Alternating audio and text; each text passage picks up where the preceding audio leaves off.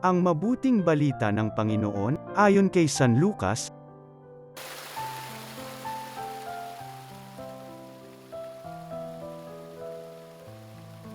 Noong panahong iyon, sinabi ni Jesus sa mga Fariseo, "May isang mayamang nagdaramit ng mamahalin at saganang sagana sa pagkain araw-araw. At may isa namang pulubing nagngangalang Lazaro, tadtad ng sugat, na nakalupasay sa may pintuan ng mayaman upang mamulot kahit mumong nahuhulog mula sa hapag ng mayaman. At do'y nilalapitan siya ng aso at dinidilaan ang kanyang mga sugat. Namatay ang pulubi at dinala ng mga anghel sa piling ni Abraham.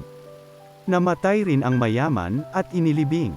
Sa gitna ng kanyang pagdurusa sa Hades, tumingala ang mayaman at kanyang natanaw sa malayo si Abraham, kapiling ni Lazaro.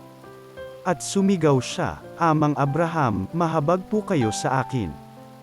Utusan ninyo si Lazaro na isawsaw sa tubig ang dulo ng kanyang daliri at palamigin ang aking dila, sapagkat naghihirap ako sa apoy na ito.'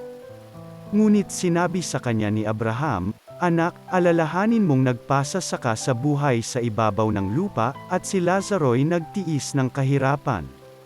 Ngunit ngayoy inaaliw siya rito, samantalang ikaw na may nagdurusa.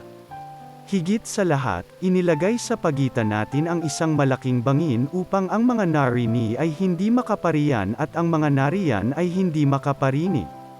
At sinabi ng mayaman, 'Kung gayon po, Amang Abraham, ipinamamanhik ko sa inyong papuntahin si Lazaro sa bahay ng aking ama, sapagkat ako'y may 5 kapatid na lalaki.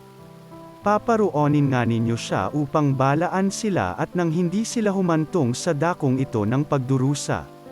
Ngunit sinabi sa kanya ni Abraham, 'Nasa kanila ang mga sinulat ni Moises at ng mga propeta, pakinggan nila ang mga iyon.'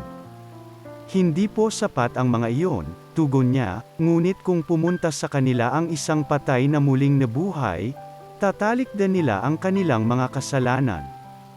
Sinabi sa kanya ni Abraham, 'Kung ayaw nilang pakinggan ang mga sinulat ni Moises at ng mga propeta, hindi rin nila paniniwalaan kahit ang isang patay na muling nabuhay.'" Ang mabuting balita ng Panginoon.